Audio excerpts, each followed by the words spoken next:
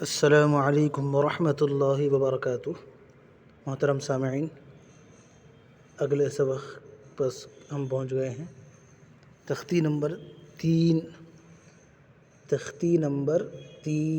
حرکات۔ تختی نمبر 3 حرکات۔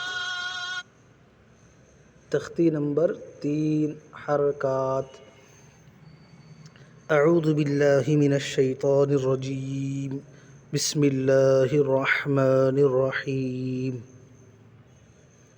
پہلے آج اس تختی کو سمجھیں گے، پڑھیں گے، اس کے بعد پھر اگلا سبق ہمارا ہوگا۔ تختی نمبر 3 حرکات۔ زبر، زیر، پیش۔ زبر، زیر، پیش کو حرکات کہتے ہیں۔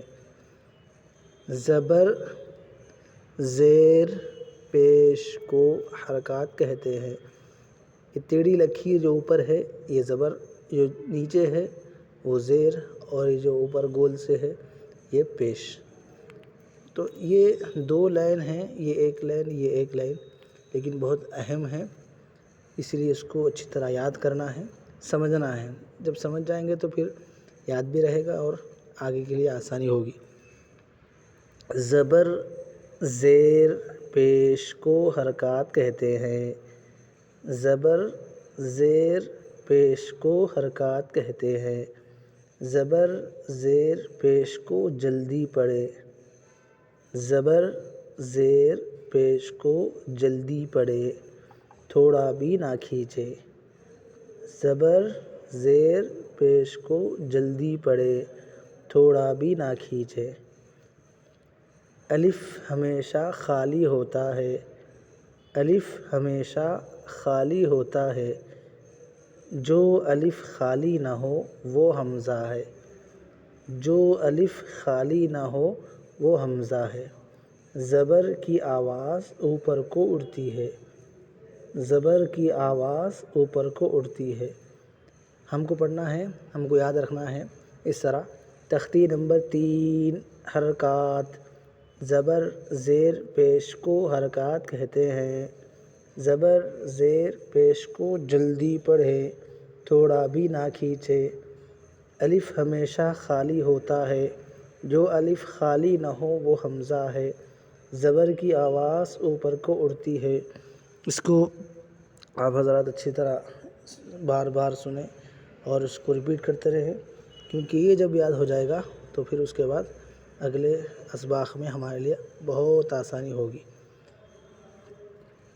اب یہاں پر الف، الف اس میں ہم نے پڑھا الف ہمیشہ خالی ہوتا ہے۔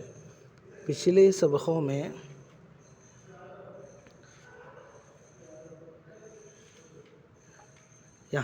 یہاں پر الف ہے، یہ بھی خالی ہے۔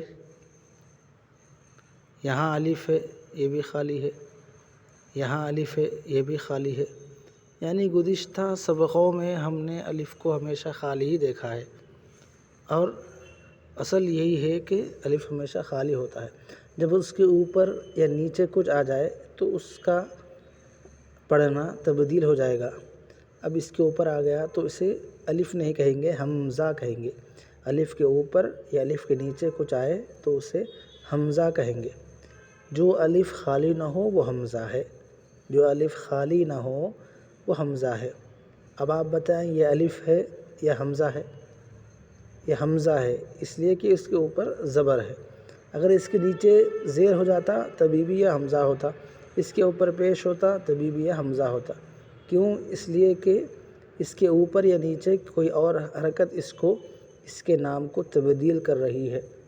تو اب یہاں زبر ہے، حمزہ زبر آ، الف زبر آ نہیں پڑھیں گے، اس سے حمزہ زبر آ، با زبر با، تا زبر تا، سا زبر سا، جیم زبر جا، حا زبر حا، خا زبر خا، دال زبر دا، ذال زبر ذا، را زبر را، زا زبر زا، سین زبر سا، شین زبر شا، صاد زبر صا، ضاد زبر ضا، طا زبر طا، ظا زبر ظا، عین زبر ع، غین زبر غ، فا زبر فا، قاف زبر ق، کاف زبر کا، لام زبر لا، میم زبر ما، نون زبر نا، واو زبر وا، ہا زبر ہا،